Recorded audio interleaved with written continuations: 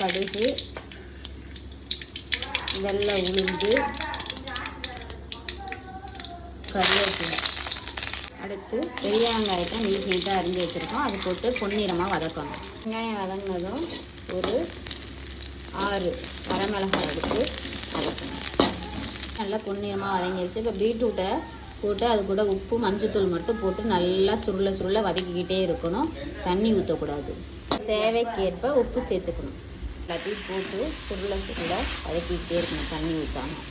நேரம் மாறாமல் நம்ம சாப்பிடும்போது தான் இதில் இருக்கிற சத்து நமக்கு கிடைக்கும். நேரம் மாறிடுச்சுன்னா சத்து கிடைக்காதுன்னா இல்லை, கிடைக்கும். ஆனால் இப்படி அரை வேக்காட்டில் சாப்பிடும்போது தான் பீட்ரூட் வந்து ரொம்ப டேஸ்ட்டாக இருக்கும். ஹீமோகுளோபின் வந்து இன்க்ரீஸ் ஆகும். மஞ்சத்தூள் சேர்த்துக்கணும். ரெண்டையும் நல்லா மிக்ஸ் பண்ணி விடணும். இப்படி நம்ம அடுப்பு பக்கத்துலேயே நின்று நல்லா வதக்கிக்கிட்டே இருக்கணும். அப்போ தான் நல்லாயிருக்கும். அரை வேக்காடு நல்லா வெந்துருச்சு. இப்போ தேங்காய் பூவை போட்டு இறக்கி அப்படியே அமுக்கி வச்சிட்டோன்னாவே நல்லா அது வெந்துடும். நமக்கு டேஸ்ட்டாகவும் இருக்கும் இது மாதிரி சாப்பிடும்போது. இது மாதிரி நீங்கள் ஒரு வாட்டி உங்கள் வீட்டில் செஞ்சு பாருங்கள், ரொம்ப சூப்பராக இருக்கும். செஞ்சு பார்த்துட்டு எங்களுடைய சேனலை புதுசாக பார்க்குறதா இருந்தால் லைக் பண்ணுங்கள், சப்ஸ்கிரைப் பண்ணுங்கள், கமெண்ட் பண்ணுங்கள். Thank you viewers. இப்போ சுவையான பீட்ரூட் பொரியல், ஹீமோகுளோபினை அதிகரிக்கும் பீட்ரூட் பொரியல் ரெடி.